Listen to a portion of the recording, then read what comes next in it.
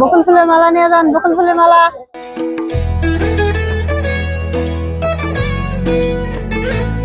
সাভারের জাতীয় স্মৃতিসৌধে প্রতিদিন হাজারো মানুষের পদচারণা।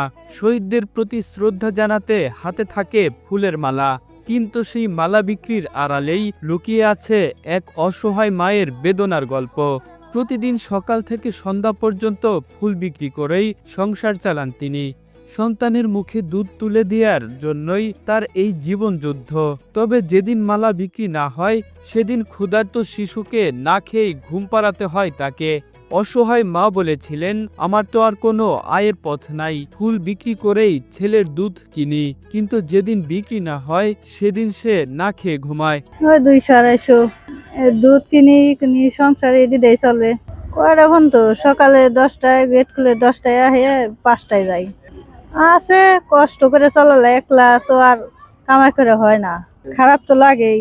মানে কষ্ট করে করি, এনে দুধ কিনা লাগে, কি করে সংসার চালা লাগে, নিগে থাকি বেশি। সহযোগিতা করলে একটু ভালো হয়। দারিদ্র্যের কাছে হার মানেনি এই মা। স্বপ্ন দেখেন একদিন তার সন্তান পড়াশোনা করে মানুষের মতো মানুষ হবে। স্বাধীনতার প্রতীক জাতীয় স্মৃতিসৌধের পাদদেশে এক মায়ের অশ্রু ভেজা এই সংগ্রাম যেন আমাদের সবাইকে মনে করিয়ে দেয়, এখনো অনেক মা আছেন যাদের জীবনে স্বাধীনতার আলো পৌঁছায়নি পুরোপুরি।